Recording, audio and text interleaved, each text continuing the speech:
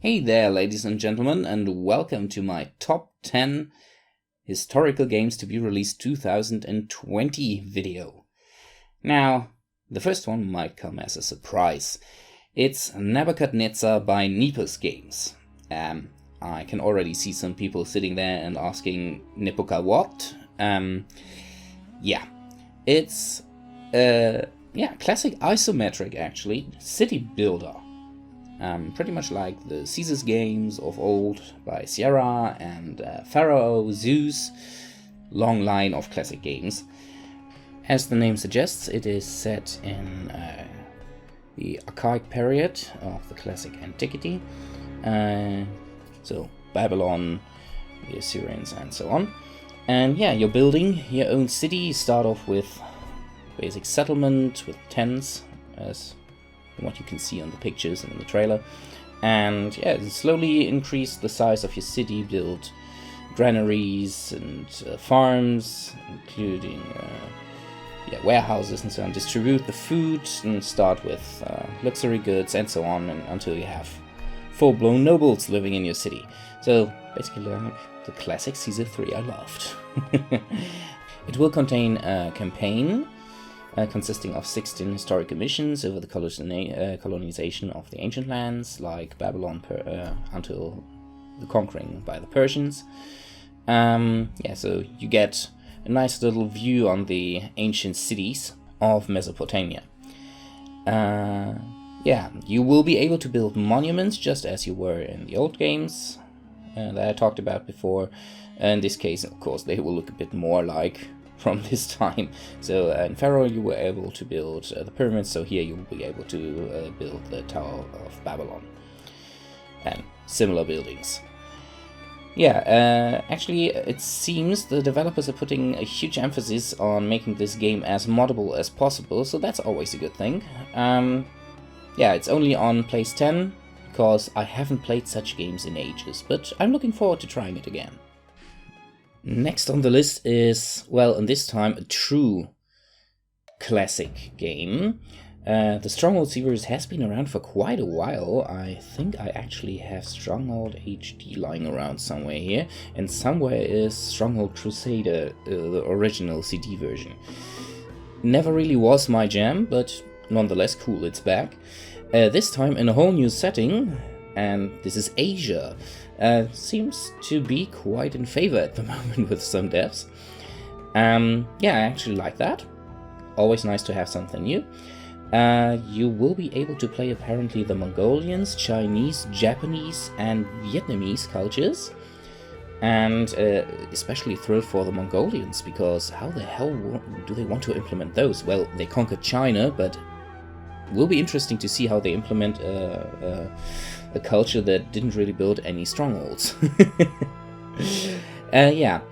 So multiple campaigns, apparently at least one playing Genghis Khan, so that's very interesting. Also the Shogunate campaign set during the Sengoku Jidai, and sounds really great. Gunpowder will apparently play a major role later in the later tech stages or later in the campaigns. And morale is also added for the units. I don't remember that being part of the older games, so yeah, nice. And I almost forgot to mention the Warlords that are obviously in the title of the game.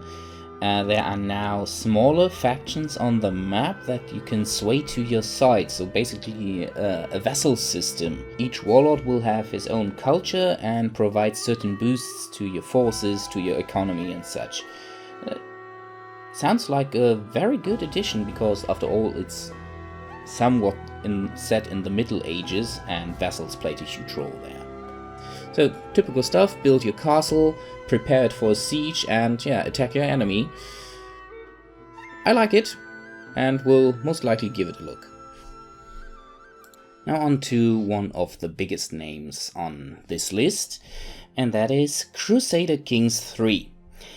Yeah, it's not place 1, it's not even place 6 of this first part of my top 10 list.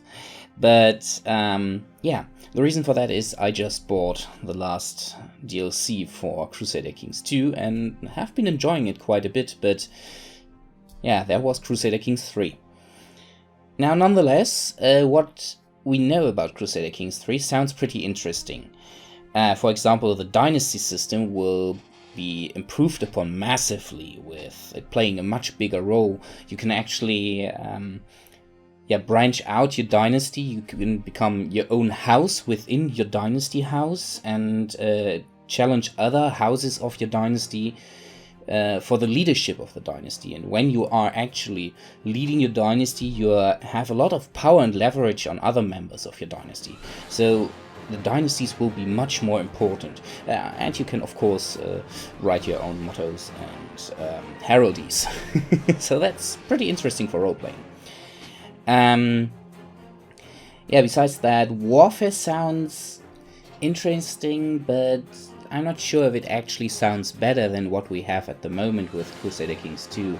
You will basically have huge levy forces and of peasants, and will more or less support them with your men-at-arms, so actual, trained warriors. And on the top you have your knights that are not just heavy cavalry, that are the men-at-arms, but they are more like on the battlefield leaders with more skill in certain areas, and above that you have the knights that actually command. So that sounds interesting, and the siege mechanics also sound a bit more refined than they were in Crusader Kings II. I'm not so sure about something else they mentioned, that battles won't do that much for your war score. That sounds not that great, because actually battles in the Middle Ages were very, very important. Usually when you won a battle, that was it. The war wasn't over, you still had to siege the positions, but a lost battle for a medieval army often meant that they didn't have the forces to really challenge you anymore for the next few years. So I'm not so sure if that is such a great idea. Sieges, as I said, sound better. Terrain also sounds nice, so more bottlenecks. You won't be able to cross rivers at any position anymore, but you need river crossings, bridges, and forts.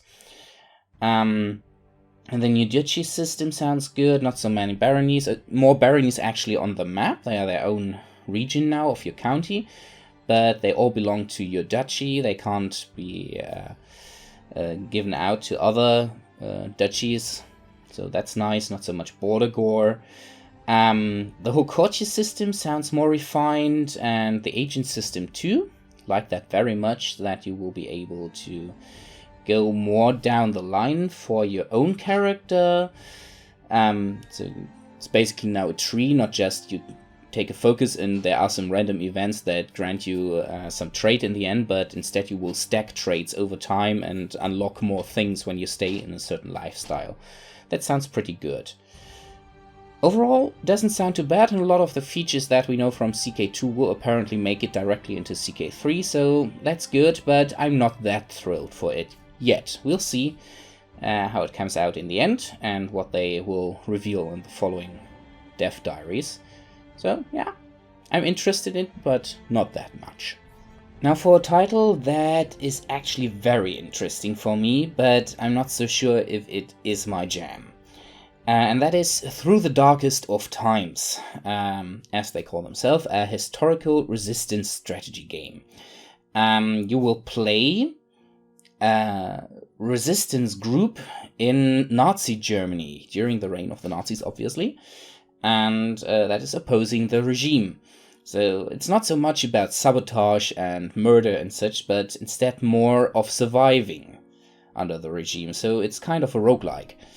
And it sounds really interesting. It's one very interesting thing, by the way, about it is with the recent, well, not so recent, 2 years now, changes in the stance of the German judicial system on the displaying of swastikas.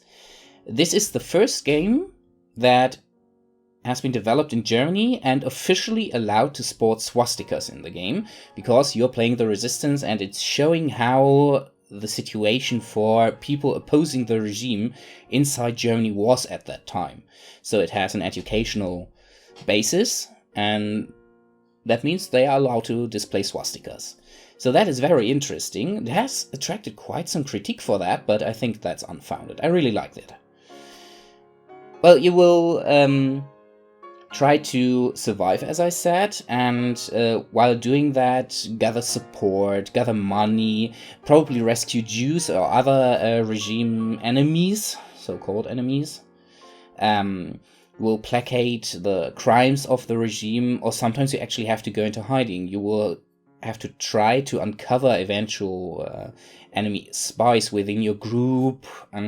It sounds very interesting. It's playing in Berlin, I think, exclusively. I don't know if I like that much, but who knows, maybe we'll get other cities added, like Hamburg, that had a very strong workers,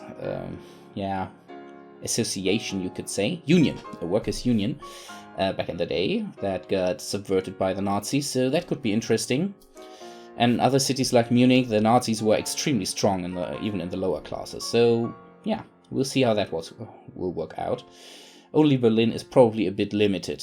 Nonetheless, Paint Bucket Games are the developers are based in Berlin, and yeah, hopefully they know something about the city. Apparently, a lot of what they do is based on real events and archive contents, so I'm really looking forward to this, and it might be a pretty dark game, because as I said, it's roguelike, so there will be death, there will be executions, and you will lose the game.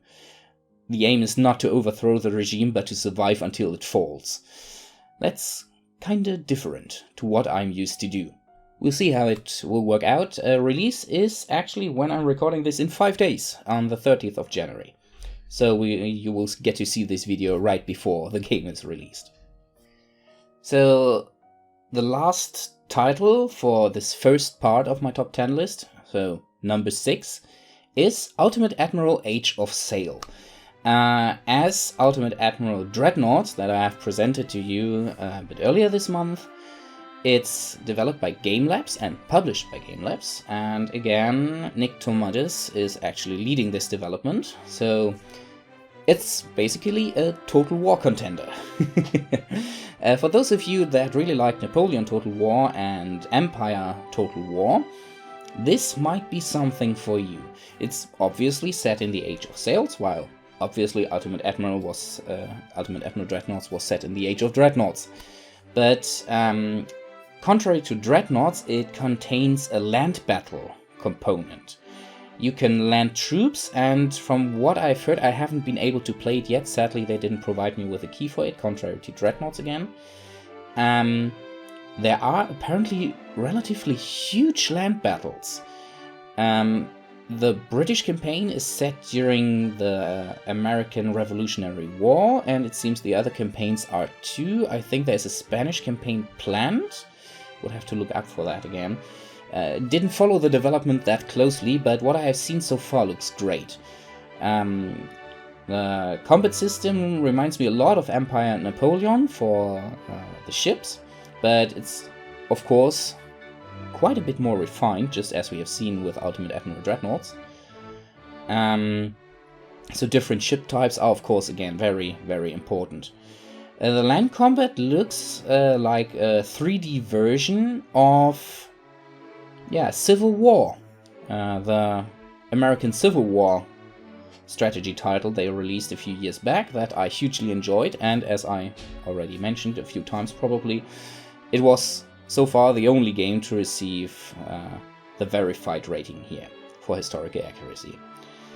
I'm really much looking forward to this because I have been missing the combat from Empire Total War, and even with the Darth mod that was developed by Nick Tomadis, it wasn't really my thing.